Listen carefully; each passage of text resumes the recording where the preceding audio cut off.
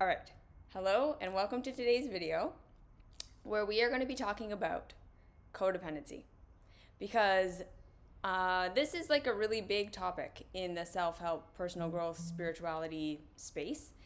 And I feel like there is a lot of awareness that is being created right now in all of the spaces, the relationship spaces, the sacred sexuality spaces, all of these different areas where we're working on ourselves around our relationships with others and how our boundaries are either strong or not strong, or how we are people pleasers, or how we're giving our power away to others by not, having enough self-love and enough self-respect. And all of this is kind of lumped under the sort of umbrella of being able to find that balance where we have healthy interdependent relationships, right? Like, so the entire kind of idea around building strong boundaries and having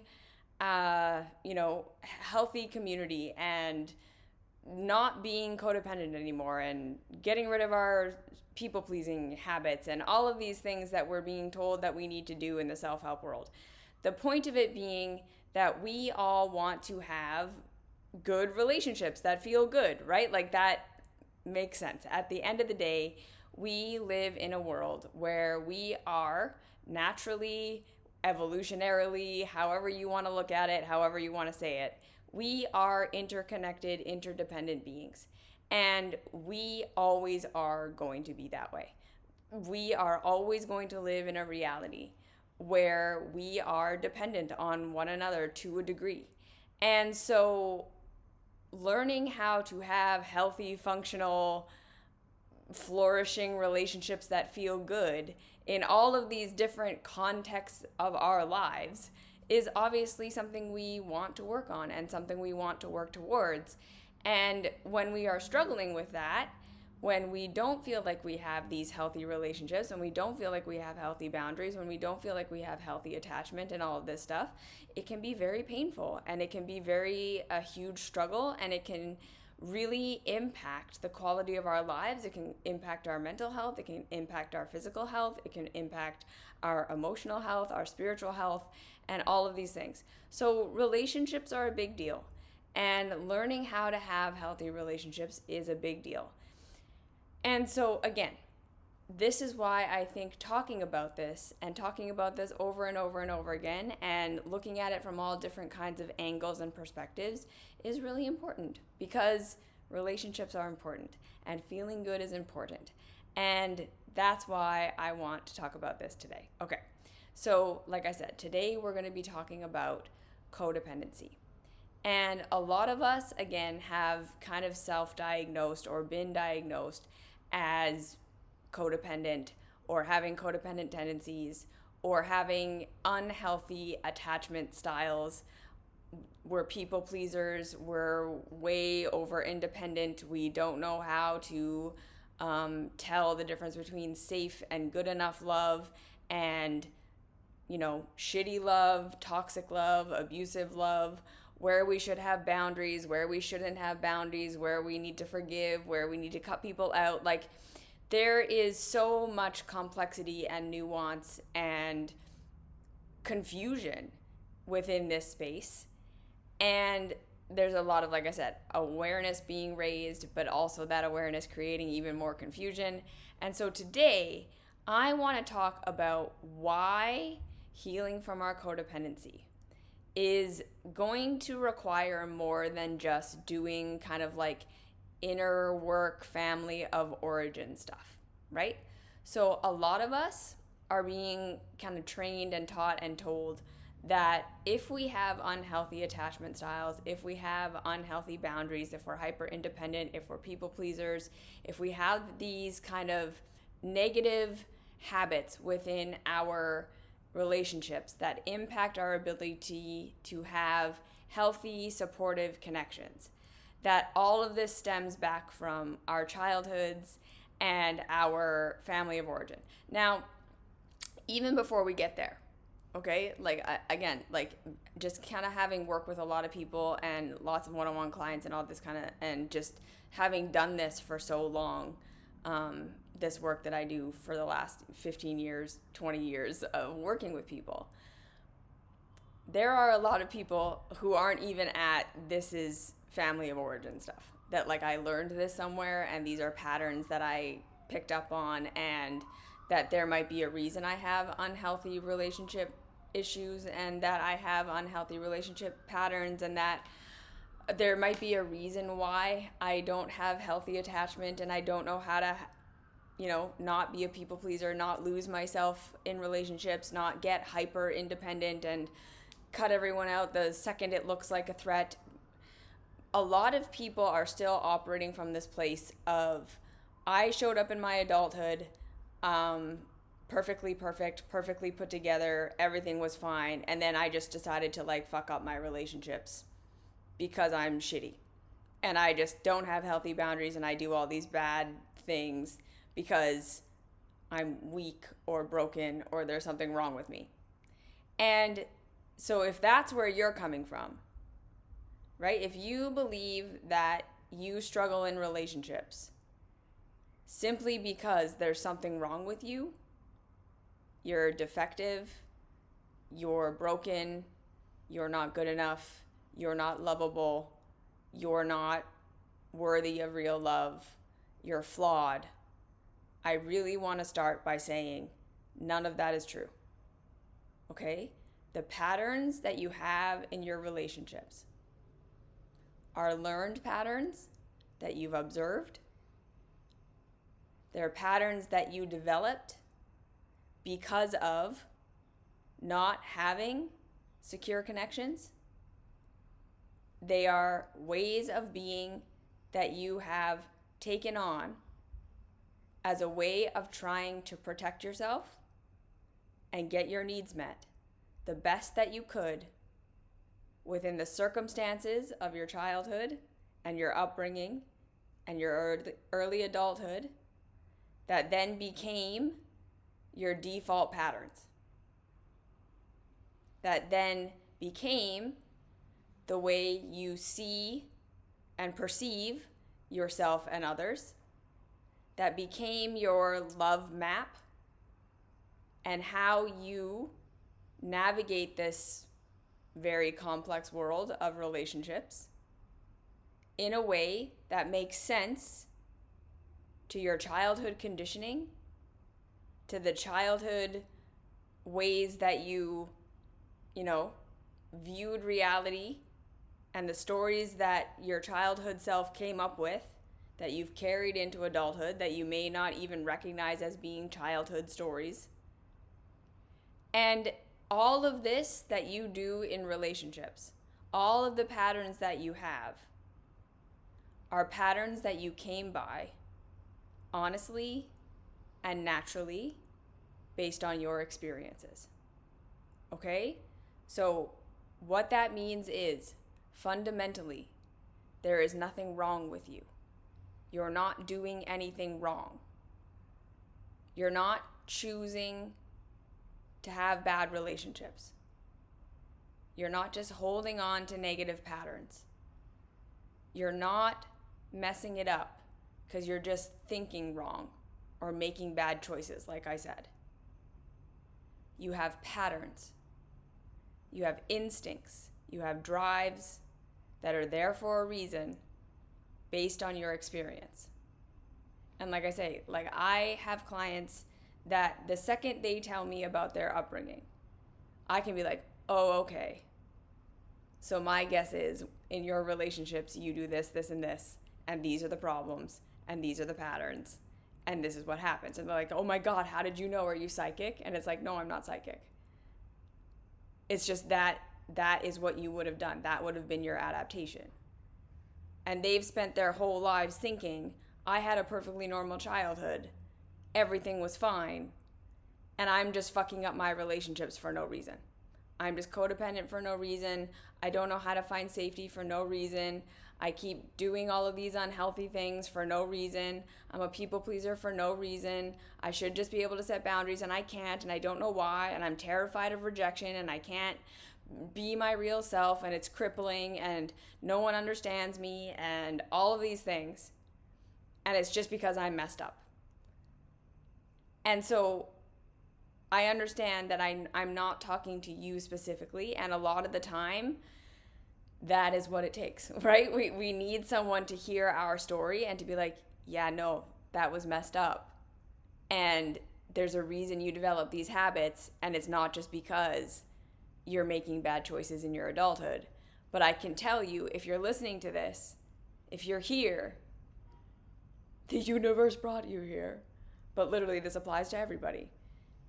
If you have unhealthy relationship patterns, it's because of your experience. It's because of how your perception was filtered. It's how you have been learned to protect yourself. It's how you learned to get your needs met. It's how you learned to perceive the reality around you. You are not fundamentally messed up. There is nothing wrong with you. You are doing what makes sense based on your conditioning. And I understand that this can be really, really hard to conceptualize because all of us have this like adult frontal lobe. I can logically see that I'm making a bad choice, or I should be able to do this thing because I read a book about codependency, or I read a book about setting boundaries, or I read a Facebook post or an Instagram post, or I watched a YouTube video.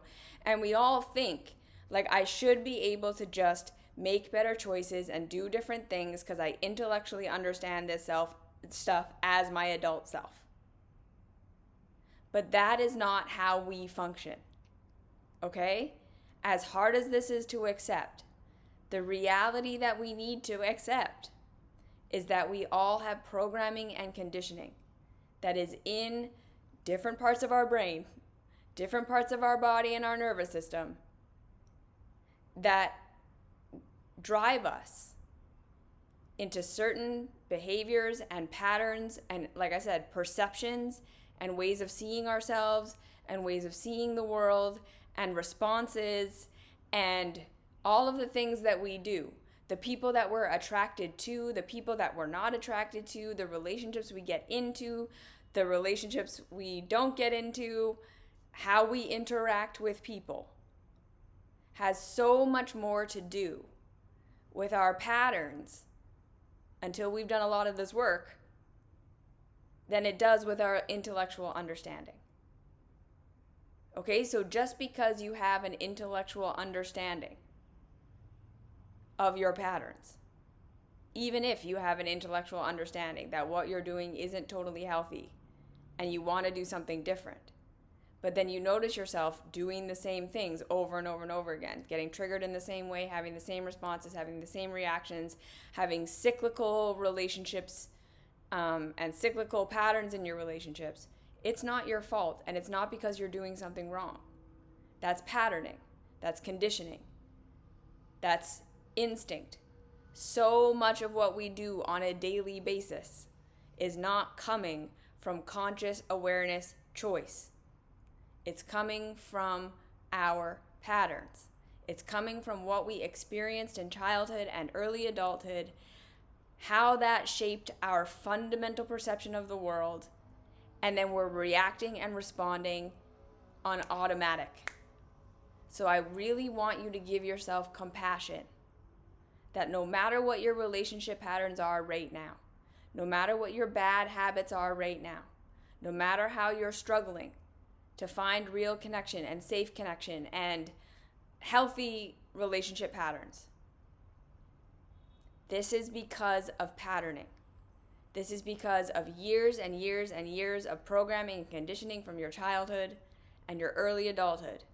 You're not just making conscious choices, okay? And in order to change those patterns, it takes a lot of work and a lot of awareness and a lot of compassion. and time. So that is the fundamental thing that I really want to put forward first. You are not messed up. You are not broken.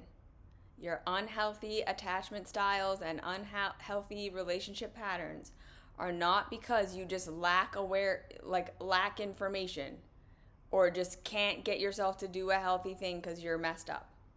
Your patterns are taking over. And it's very instinctual and it's very primal, if you want to use that word. Like, it's very close to our core. Because when we were little babies and when we were growing up as small children, the first experience we had of life from age 0 to 7 was being 100% in a codependent relationship. We were born into this reality, into a codependent dynamic. And the healthier our caregivers were, the healthier we would have grown, and the healthier our relationship patterning would be. The less healthy our caregivers, the less healthy our household, the less healthy the other authority figures in our lives, the more we were going to develop unhealthy patterns that were going to become the blueprint for how we were going to react and respond in relationships for the rest of our lives, unless and until we do some deep and intensive work. Okay, we have to think of this like you were a computer and you were born and you were not complete. All the information was not on the hard drive yet. The programming wasn't done. You weren't born with a full deck. Rather, your relationship patterns and how you were going to see yourself and how you were going to see the world, and then how that was going to impact all the choices and the instincts you were going to have and all the choices you were going to make and all that stuff, happened in these early years during a time when the only option we had was a codependent relationship, right? Because as children, we could not provide for ourselves. We could not keep ourselves safe. We could not perceive reality for how reality actually was. We didn't even have the capacity to do that. We were dependent upon our caregivers for provision, for safety, for comfort, for our view and perception of ourselves, for our view and perception of the world, for what was appropriate and what was not appropriate, what was going to get our needs met and what wasn't. So if our caregivers, if our household of origin, if our religion, our schooling system, the ways that we were treated with our friends in early life was toxic or abusive or unhealthy and not a secure connection, right? So what is a secure connection? A secure connection, especially with our caregivers, was I can express myself and be myself, and I am going to get my needs met. My caregivers are going to empathize with me. They are going to understand that I'm not just a little adult acting poorly. They are going to understand when I need rest, and they're going to teach me how to rest. They're going to understand me when I need food, and they're going to feed me, and they're going to give me all my basic needs. They're going to take my pain away when my pain is bad.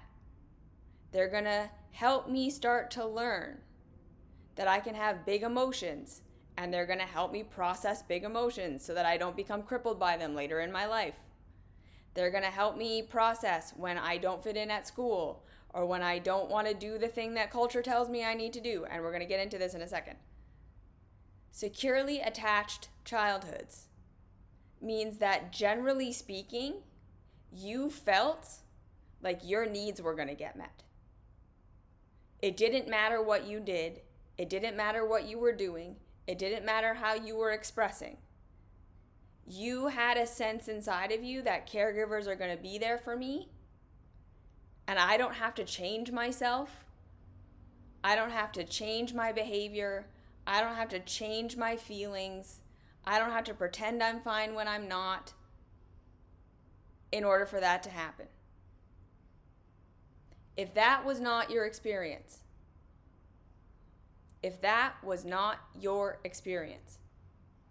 you are going to have patterns in your adulthood now, in your relationships, that are unhealthy. Because you learned in that early codependent time in your life that being safe and getting your needs met and being provided for required you to reject yourself, to change yourself, to try to get rid of yourself. You learned that when I am this way, I get antagonized, and so I can't be that way. You learn that when I have emotions like this, I get attacked, or I get judged, or I get abandoned, so I can't have those emotions. But the problem is, you had those emotions. So if you weren't supported in having your emotions, you would then have learned coping mechanisms to deal with your emotions. Now you take drugs. Now you drink. Now you numb and suppress yourself. Now you have really huge panic attacks you don't know how to deal with, because you were never taught how to process your emotions properly. They exist, and so you cope. And you think, I'm just making bad choices. I'm just sabotaging myself. I'm doing these unhealthy things because I'm broken. Instead of being able to trace it back to, no, I have these really intense emotions I don't know how to deal with, because in my childhood, emotions were not allowed. I had to suppress these emotions. It was not safe to rest. So now I'm a workaholic, and I don't know how to be calm, and I don't know how to be grounded. I have all this anxiety anytime I want to express a certain part of myself. Because in my childhood, when I expressed that part of myself, I got shamed, blamed, guilted, and told that I was wrong. And all of that deeply threatens your sense of security and safety in this world. And so it's not just an intellectual fear, right? Your body learned, I am dependent on these people. I am dependent on their love. I am dependent on their acceptance. I am dependent on them empathizing and connecting with me. And when I do this behavior, or when I have this emotion, or when I am this way, they abandon me, they shame me, they abuse me, they reject me, they tell me that's bad, they tell me that's wrong. So then you develop an existential relationship with these parts of yourself that make it so that you can't express them, or if they ever do come out, you freak out. You don't know how to ask for help. You don't know how to ask for support, like any of these things that got shamed or blamed. And they still exist inside of you. You can't get rid of it. Those emotions aren't going anywhere. That expression isn't going anywhere. Those needs you have that you were told you're not allowed to have, not going anywhere. But now you have this sense that this part of me is literally dangerous. It separates me from my caregivers. These people I am fully dependent upon for everything. And therefore I have to get rid of them. I have to numb it out. I have to suppress it. I have to get rid of it in some way. And we're still doing that in our adulthoods, right? There's still that deep fear. And then again, most of us, because of how that first interaction with our world was, we learned, all of us, in order to be safe, I need to be loved and accepted and approved of by the people outside of me. And the people outside of me are my caregivers and the kind of immediate circle of people we were exposed to. And that became what Martha Beck calls the generalized other. That became our view of what we think everyone is like. That became our worldview. The values, the things that were accepted and approved of by our caregivers, and the things that were rejected and approved of by our caregivers, the things that we learned we had to do and be in order to be accepted in our early childhoods, became our definition for what was right or wrong in life. It became what we believe everyone believes, everyone thinks. The whole world is like this. In our nervous systems, that's literally how we function. And then we go out into the world still feeling like my safety, my security, my ability to be okay is dependent upon my capacity to be loved, accepted, and approved of by those around me. And we have this programming that says, these are the rules. This is who I'm allowed to be. This is who I'm not allowed to be. This is what I'm allowed to do. This is what I'm not allowed to do. And rather than learning about what our actual needs are, what our feelings are telling us, what our emotions are telling us, what's right and wrong for us in terms of expression and lifestyle and all of these things, we learn to have shame, blame, and guilt about anything that doesn't get us the love and approval and acceptance of our caregivers from our perspective. Yeah? And then that becomes what we think is right and wrong in life. And then we are living lives where we are constantly looking to the outside world for feedback and approval about, are we good enough? Are we lovable? Are we safe? Because being loved, being accepted, being approved of, having friends, having people tell us that they love us and that they are approving of us and all this stuff is deeply wired in our bodies as being, okay, good. When that happens, I'm safe. I'm going to get my needs met. I'm going to be okay. And when that's not happening, when we really look at our fears of being rejected and being misunderstood, we are going to see that deep down we are afraid that if I am myself, if I express myself, if I have these emotions, if this is really what my personality is, if this is really what I'm capable of, if this is really the life I want to live or whatever, then I'm going to be rejected by everybody. And I'm going to be alone forever. And if I'm alone forever, I can't survive. I can't be okay. I can't get my needs met. And this is why so many of us react and respond to being rejected in such a strong way. It almost seems illogical from our adult perspective. When someone's mad at us, we feel like our entire world is crashing down around us. When we feel like someone doesn't approve of the way that we're living our lives, we get a mean comment on Instagram, and we spiral into this emotional, mental, oh my God, I'm not okay, I'm not okay, I'm not okay. Right? That's your childhood programming. Coming up and saying, you just got rejected. Rejection equals don't get needs met. You're going to die. You're not going to be okay.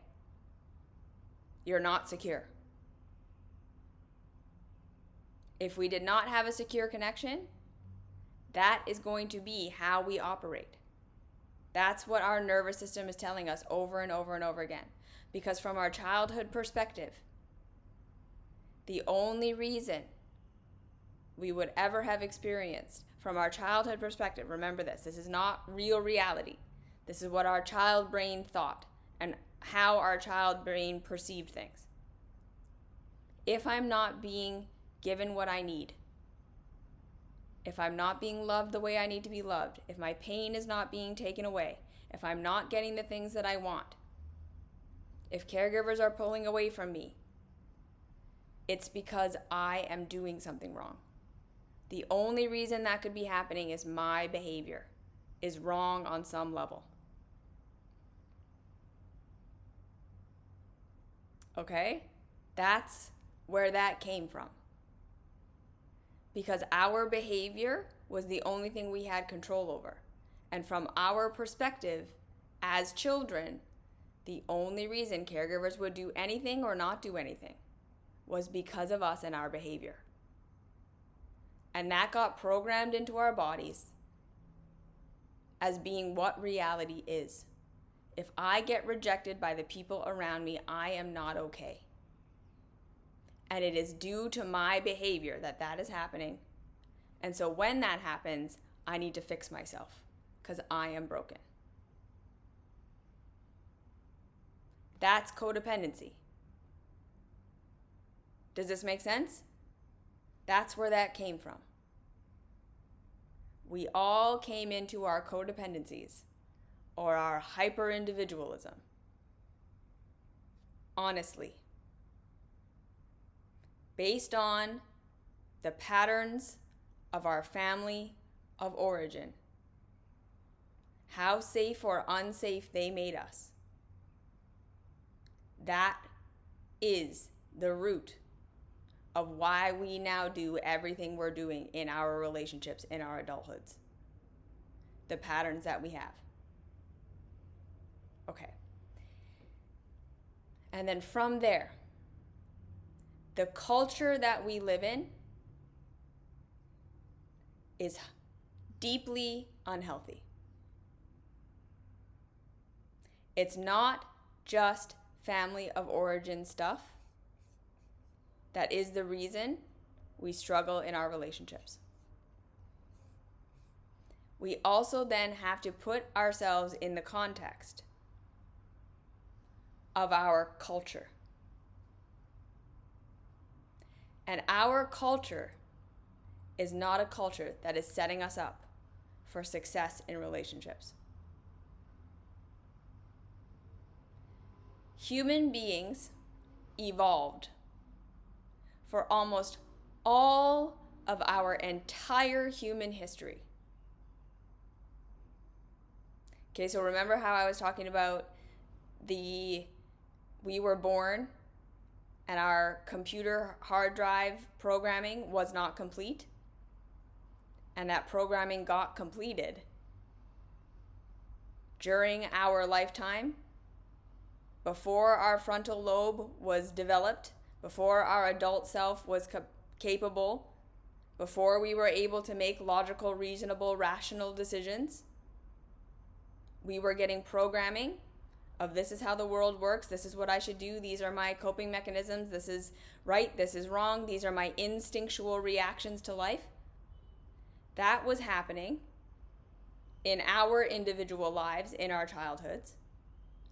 But also, some of that programming, some of the programming that is in our nervous systems as safety, not safety, good, not good, bad, not bad, comes from our evolutionary history as a human being who is connected to all other human beings that came before us.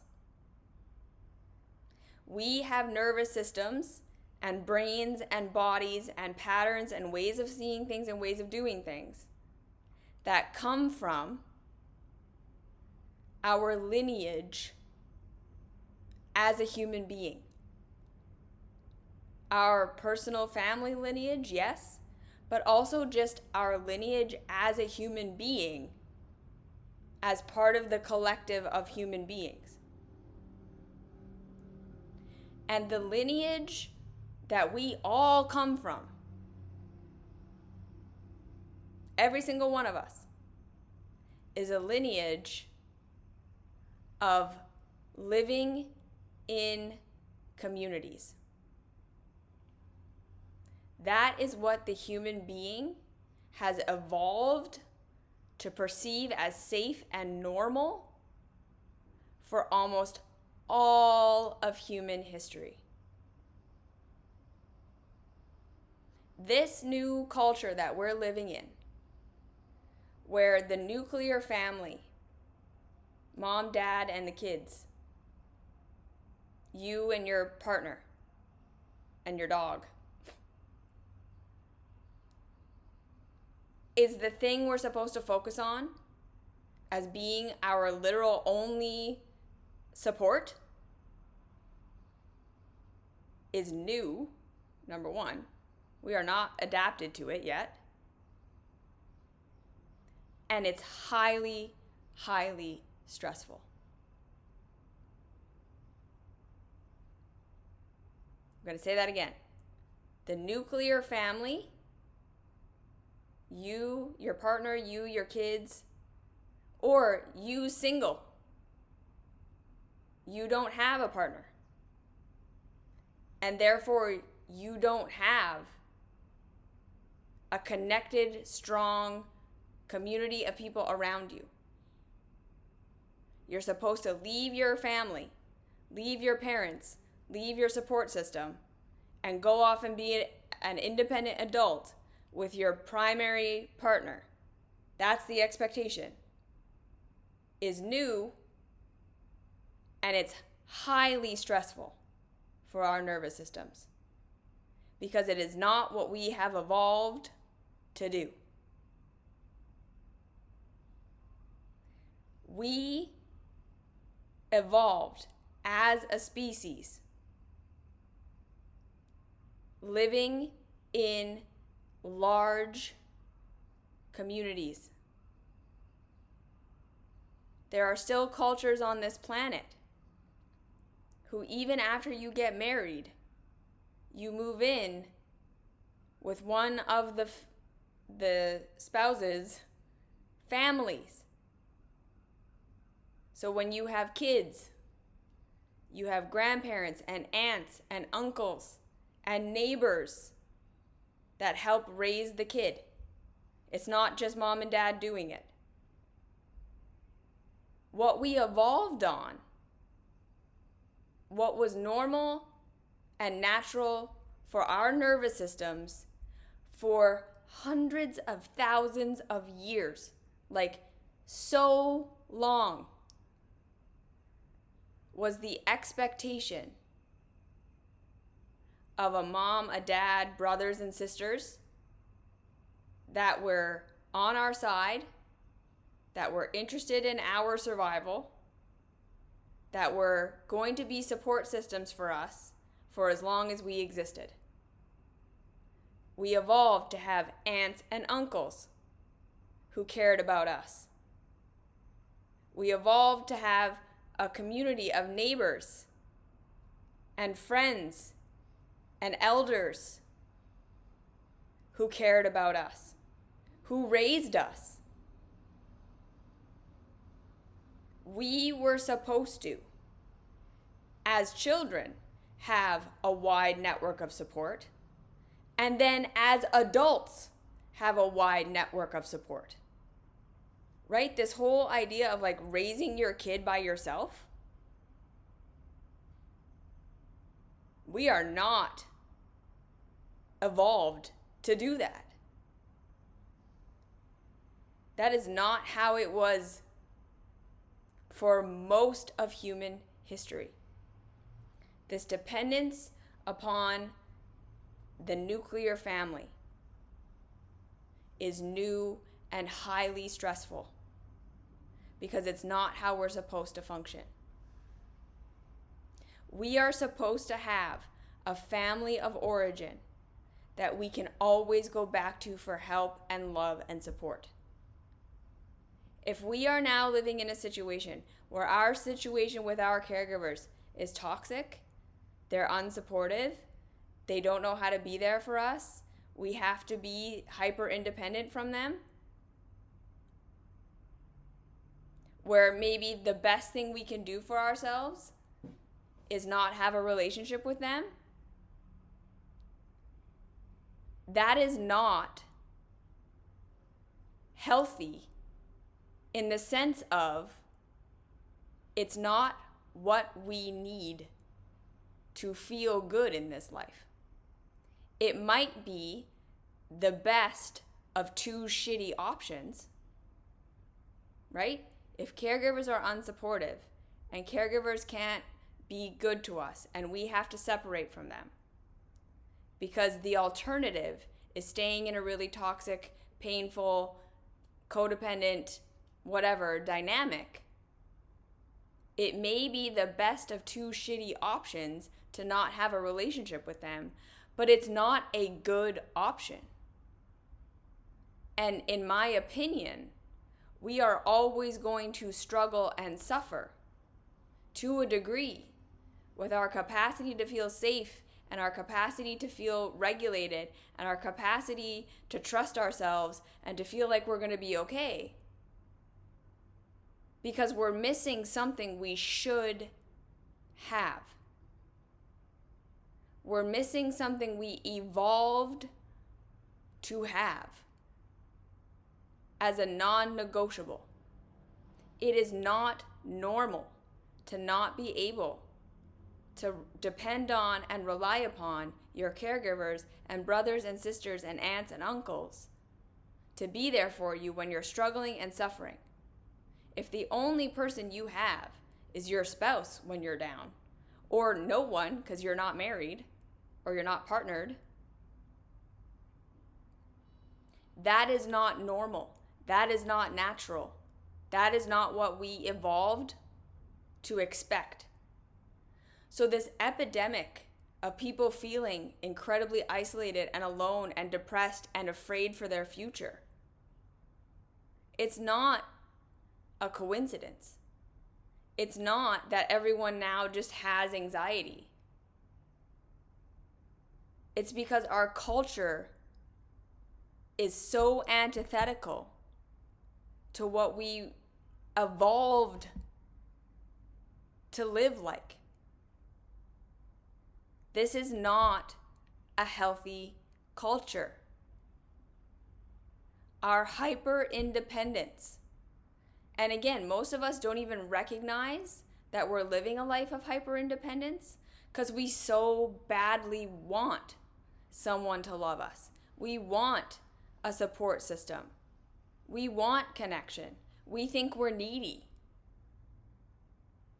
But we're being forced into a life of hyper-independence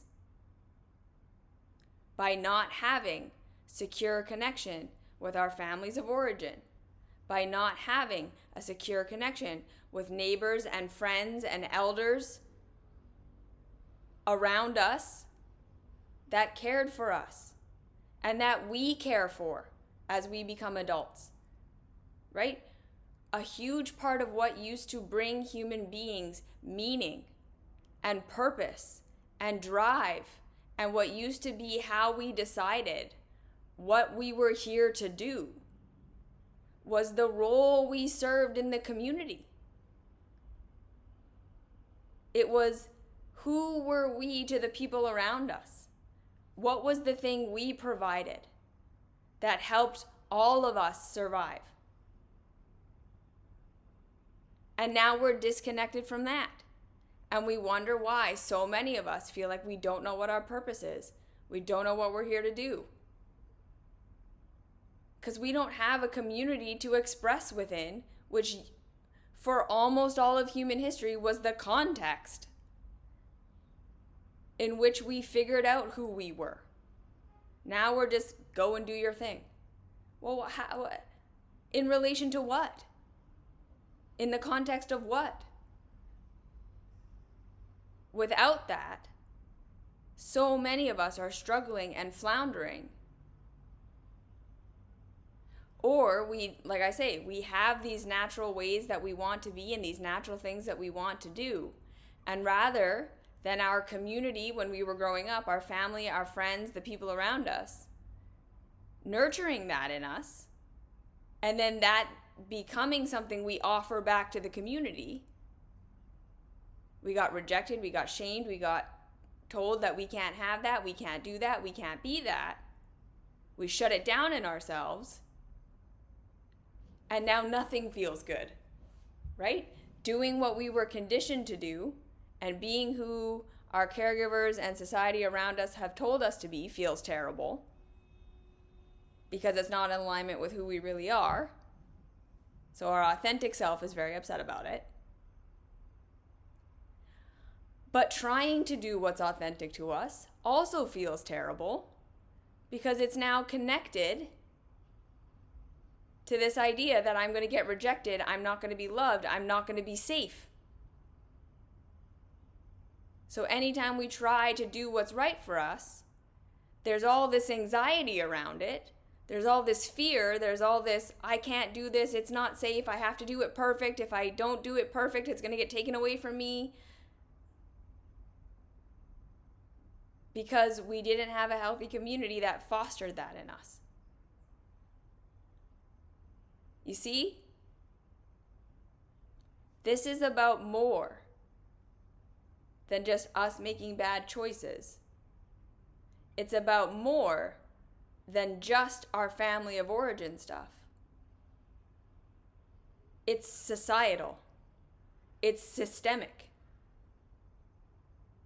Most of us feel continually and perpetually insecure. Like we are not good enough. We are not worthy. We are not successful enough. We're not attractive enough. We're not enough. Because we're feeling this deep sense of lack, of not having support, of not having our needs met, of not being safe. And rather than even being able to witness that, and then zoom out and contextually be like, of course we feel that way. We're supposed to have reliable, dependable community. That's what our nervous systems evolved to expect. We're supposed to have families we can rely on for our entire lives. Forever. For as long as you're alive. Right? I live in Asia. That still exists here. I walk around and see so many people who you can tell, right? Their nervous systems are regulated. They're freaking chill. Like the difference between what it's like to be out in public in Asia and what it's like to be out in public in the West is like night and day. Generally speaking, in most Asian countries that I exist in, generally speaking, when you hang out with the local population, there's a sense of security that I do not see in the West. They don't have that trauma in their eyes that they have in the West. Because they have families. And I'm not saying it's always healthy. But there's an underlying assumption in a lot of people, not everyone, not all the time, that my parents are going to be there. My brothers and sisters are going to be there. My aunts and uncles are going to be there. I'm not totally alone in the world. And in cultures where that isn't the assumption, people walk around like zombies. If we look at the blue zones, these places on earth where people live the longest, healthiest lives, they keep trying to write frickin' diet books about these people. And honestly, the blue zones that exist, the diets of these cultures could not be more diverse. Other than, like, they're generally eating real food, like food from the earth. But there are some cultures that are pure vegetarian to other cultures that are like predominantly eating meat. And we keep being like, what is the connection between their diets that are making... It's not their freaking diet, you guys. The commonalities in these blue zones are security. That's what they have. All of the blue zones. The things they have in common are this: insular community, where they depend on each other and see each other as family. There's not nuclear family in these places. There's collectivism. They see each other as the community supports the community. If you get sick, it's not on you to just take care of you. You have an entire community that's going to support you. They work for the purpose of providing for the community. And when that is done, they stop working. They don't work for the sake of working. They're not productive for the sake of being productive. They're not earning their worth. It's practical. They work for the point of getting shit done that needs to get done so that everyone can thrive. And then they go and they live their fucking lives. And they have resources. All of the blue zones, again, are like these insular communities where there's enough food, clothing, shelter to go around. People don't worry about not having enough. That's what they have in common. Community and resources. Safety. That's what we evolved to thrive in. That's what we evolved to develop healthy attachment within. That's the ideal condition for developing your sense of self within a healthy, connected community. So contrast that with what you experienced. That's what I want you to understand. If you don't have healthy connection, and that lack of healthy connection is due to your programming, and that programming that you got wasn't, I have a family of origin I can always count on, I can be myself around, that I can depend upon, and that I can, go and be independent from and express myself and become my bigger, broader self. And they're still going to love me and I can still depend on them, even if they don't agree, even if they don't approve, even if they don't understand. I know I can still go back to them if I need them. If you didn't grow up in a culture where you had more than just your caregivers, you had aunts, uncles, teachers, religious leaders, friends that you could depend on. If you didn't have that, and you are now a people pleaser, you are now hyper independent and don't know how to let down your boundaries. You don't know where to have healthy boundaries. You don't know how to express yourself. You don't know how to be your real self and be authentic and feel good about... Well, yeah, of course. You weren't given the foundations to be able to do that. You see, this is about more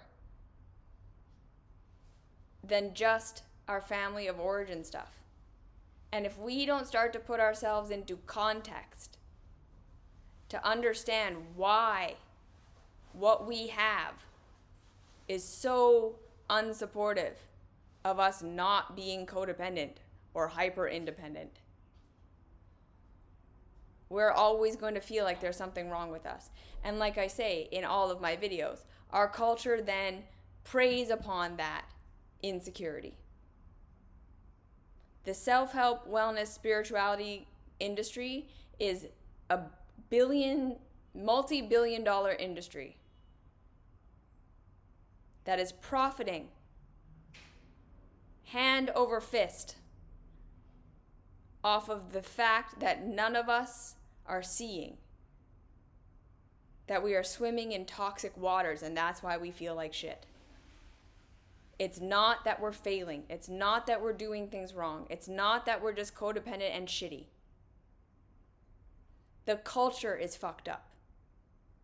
And we are responding exactly how we should be responding to a messed up culture. And instead of that being the message is, you're right, you're broken. You just need to fix your relationships. You just need to set healthy boundaries. You just need to fix yourself. And here, I'll sell you the supplement. I'll sell you the book. I'll sell you the weekend retreat that will change your life forever. This is why I always say, no, there's no thing that's going to heal you. We're not just going to snap our way into healthy relationships. Because none of us were raised on healthy relationships. Most of us don't have a healthy example of a healthy connection. And that's all programmed into our bodies, right? So shifting that and changing that within a context that is toxic and unhealthy and unbalanced, that's why it's hard. So does this mean that we can't do anything about it? Of course not. The more we do our work in learning to first see that we are not broken, see that we are not bad, get out of this shame so we can zoom out and see the context. And then the more we learn to love ourselves and be a safe place for ourselves and a good support for ourselves, the more we are going to be better community members. The more we are going to shift what it means to be a part of a collective. So we first do that inner work so that we stop perpetuating these patterns out into the world like everyone else is doing. We stop getting sucked into this idea that this hyper-individualism is the way to go. We start seeing our impact. We have to do the inner work first. Otherwise, we're always going to be distracted by and pulled in all these different directions by the shitty culture. And then we're going to start to realize the stuff that's left over, the pain, the not so good, that has nothing to do with self-improvement. We're not going to fix that in ourselves. We're going to see, okay, this is cultural. This is societal. So how can I start to change the way culture and society functions with my new awareness? And we start to make different choices that shift the way we behave. And this is how change is going to happen. We do the inner work, then we start to be able to see it in context of the greater society. And then we shift how we interact with the greater society. And the more of us who do that, the more of us who are creating a new way of being. This is why, again, in my mystery school, we start with the family of origin stuff. We have a whole curriculum about that. And then the next curriculum is all about the culture. It's all about the society. It's all about the wider, bigger context of what we exist in. And seeing that for how it is. And then choosing to be different within that from our new healed place to the degree that we can heal within these toxic waters. So it's bigger than this. It's bigger than just you're making bad choices. It's bigger than just family of origin. Do you see?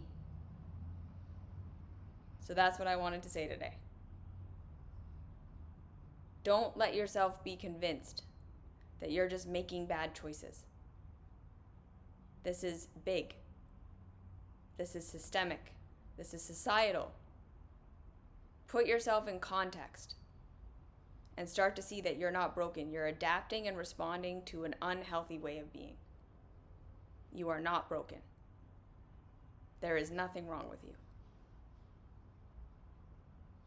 So yes, we start with self-love, because that's where we have to start, because we can't change culture. We have to first start with learning to love ourselves.